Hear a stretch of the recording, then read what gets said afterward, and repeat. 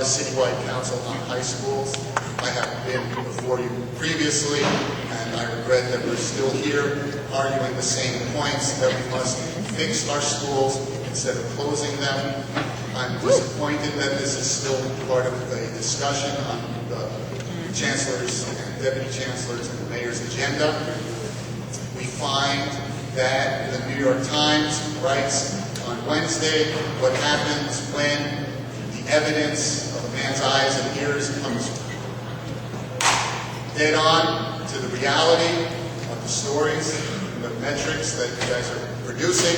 We find even tonight, finally, that radio reporters are looking and have put the word so-called in front of the word failing when discussing schools. I think that's a sea change in the way the public is viewing these proceedings.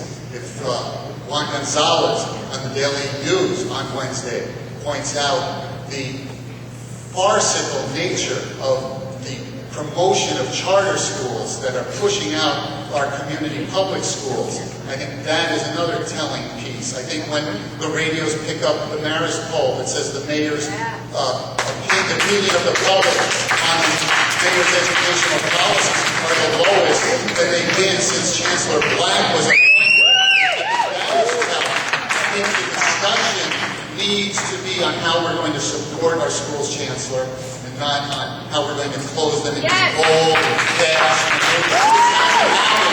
In 12 years, when does this panel think it's going to happen? Do we have any timeline on that?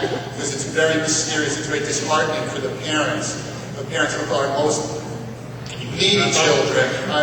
Thank you so much. I would just speak on behalf of the parents I've spoken to who are the most needy and who are the most disrupted in this 10 years of reorganization and reorganization and reorganization. Yes. I think we're going to keep trying it until somebody gets it right. I'm very skeptical of that. Thank you for your time. Thank you.